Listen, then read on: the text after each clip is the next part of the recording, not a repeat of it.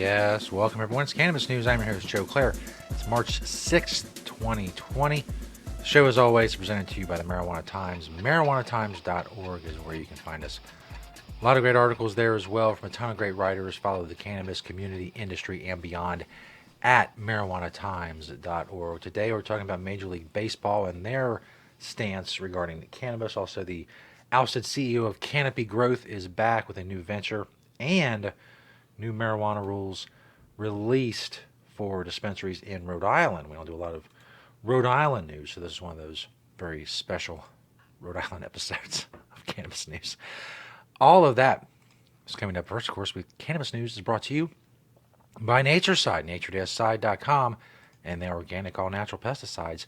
Natureside is awesome. I talk about them every episode, over 600 episodes now. They've been supportive, a great sponsor. The key is the organic, all-natural pesticides. Don't use banned pesticides or harmful chemicals. Instead, use Natureside, nature-side.com. Proud sponsor of Cannabis News. Thank you, Natureside, for your continuing awesomeness. This first story by Jason Sander at marijuanatimes.org. MLB loosens restrictions on cannabis consumption for players, would still impose fines. Major League Baseball has made further clarifications to the policy concerning players consuming cannabis, according to a report from ESPN. Players can consume cannabis during the off-season or downtime, but they are not permitted to be sponsored by any cannabis companies. MLB officials clarified that the sponsorships for right now are not permitted. The issue will be addressed by the league in the future. But, quote, until such guidance is issued, any such investments or commercial agreements are still considered to be prohibited in accordance with current practices. If Major League Baseball players are thought to be under the influence at the time of practice, games, or other team activities, they'll be subject to fines and other repercussions. Any player who appears under the influence of marijuana or any other cannabinoid during any of the club's games, practices, workouts, meetings, or otherwise during the course or within the scope of their employment, they will undergo a mandatory evaluation for a potential treatment program, according to the report from ESPN. This is indicative of the continued march of cannabis toward normalization, mainstreaming. There can be no greater asset for legalization or political reform when it comes to cannabis than marijuana becoming not a big deal. You know, if somebody wants to use it for medicine, it's not a big deal. Major League Baseball player wants to use it, not a big deal. Obviously, at some point, it'll be for these professional sports organizations and these groups that these leagues. It'll eventually be that cannabis use is just fine, no matter what. You know, I don't see in what way it can be considered any more of a performance enhancer than any other pain medication that the players use. It certainly doesn't make you better at baseball or football or basketball. Not that I know of. I tried. Didn't have a perceptible effect on my athletic ability. Maybe you're different. I don't know. Maybe you become Michael Jordan when you smoke a blunt. I have no idea. I wish I did. I don't. Maybe it's maybe there's other factors at play. Maybe my general lack of coordination, for instance, is influencing what's going on there. Anyway, like I said, and for now it's just, a kind of a half step. They're really gonna you come high to a batting practice, they're really gonna crack down on you, but even one day that won't be a big deal because it's not a big deal. It's just not. You're fine. You're fine. Your shortstop smoked a doobie. Well, I mean, maybe he might miss a ground ball. I don't know. You deal with that when it comes. Maybe that's his. Maybe he'll be better at it. Like I said, I don't know. Maybe some people, it has the enhanced athletic effect that I failed to achieve. This next story from Yahoo Finance, the ousted CEO of Canopy Growth, just launched collective growth for a U.S. cannabis war. After being ousted from the world's largest cannabis company he built as a co-founder, former Canopy Growth co-CEO Bruce Linton is rounding up fellow Canopy expats to lead a new cannabis venture dubbed Collective Growth. The new, similarly named venture, which filed with the SEC to eventually list on the NASDAQ and raise up to $150 million as a special purpose acquisition company, will attempt to target U.S. investment opportunities tied to hemp and CBD. So basically, they're going to take this money and wait for opportunities to buy companies in the U.S. as legalization becomes more prevalent, and hopefully make those acquisitions, and those acquisitions will turn out to be great. I don't think there's a lot of businesses like that, but I guess there are some that just exist just to buy other companies. And Co-CEO of Canopy last year, Linton directed hundreds of millions of dollars into Canopy's hemp growing operations.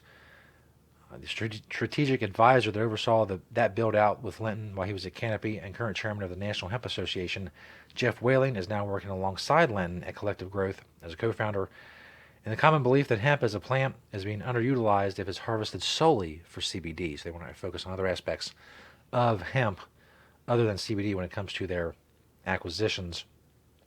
Linton could be on a path to compete with the company that he co-founded and was fired from when asked why he chose a similar sounding name for the Canopy Growth, his name of Collective Growth. He said you got to have a little fun with things. I don't know how fun that is, not how much fun you should have with the naming of your company, but it's a generic name, like a lot of insurance companies have similar names. It's kind of the same with these companies. It instills, it's not, Dr. Bud's, blazing bong bonanza. It's Canopy Growth, Collective Growth. Just really generic names mashed together to seem like, like National Insurance Company or something like that. Does it instill, what's the word I'm looking for? Confidence in you? I don't know. Would I have a problem with Dr. Bud's bong bonanza?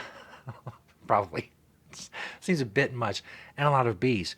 But in any case, these are not, these are going to be way out names like you see Aurora and Tilray. They're really, middle of the road type names. They're not going to shock you, but these companies hope that over time they'll become brands that people associate with quality. This last story, WPRI.com, new marijuana rules released as RI gears up for more dispensaries. Final version of new medical marijuana regulations by Governor Gina Raimondo's administration keeps in place a lottery system and geographic zones for issuing new marijuana dispensary licenses, but reverses course on an effort to limit how many patients a homegrowing caregiver can help. They can now help 5. It's going to stay that way, apparently. It was going to be whittled down to 1. That's one of the things that the course was reversed on.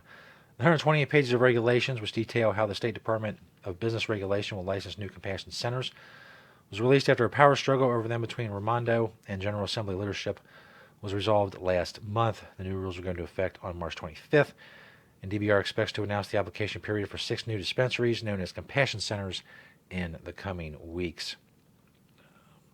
One change made to the draft rules was patients with out-of-state marijuana cards who live in Rhode Island will continue to be able to buy medical cannabis there.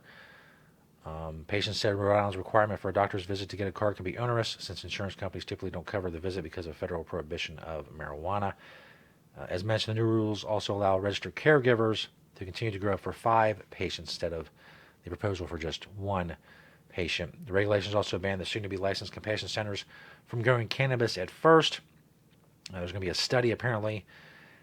Growers were worried that they were going to be put out of business if dispensaries would be able to grow on their own because the growers would have no one to sell to because they can only sell to entities within Rhode Island. So there's going to be a delay in that, and there's going to be a study, and then they're going to figure that out at a later date. So things moving forward in Rhode Island, at least with medical marijuana.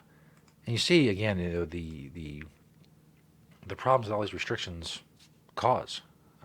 One, just the fact that growers in Rhode Island can only sell to people in Rhode Island. Federal legalization, one of the many reasons federal legalization needs to happen is all of these companies in different states, they have to sell and do business in the state that they're in, and that's ridiculous. You're eliminating 95 to 99% of the potential market elsewhere just in the United States, not to mention what would happen internationally, but just in the United States, the economic activity and everything would just be opened up so much more.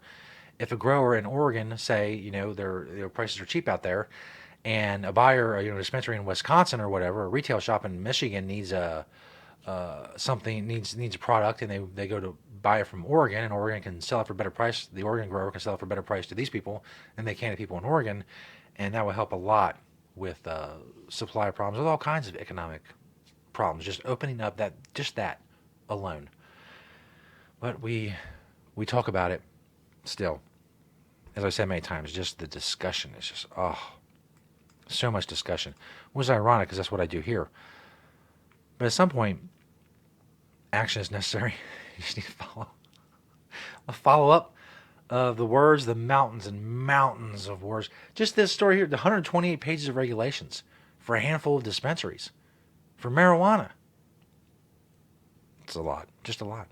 Unnecessary time. People could be using to buy marijuana. Instead, there are hoops. Many, many hoops to jump through. Many of the hoops are small. You can't jump through them. You get stuck in them. Then you're stuck in a hoop. Anyway, 5 days a week, cannabis news is here. That's the end of another week here at the Marijuana Times. Keep sharing, liking, commenting on the videos, whether it's YouTube or Vimeo. We're also on Apple Podcasts, of course. Thank you to Natureside, nature-side.com, and their organic, all-natural pesticides. Thanks to all of you for watching and listening today. We'll see you next week right here on Cannabis News. Go enjoy your weekend.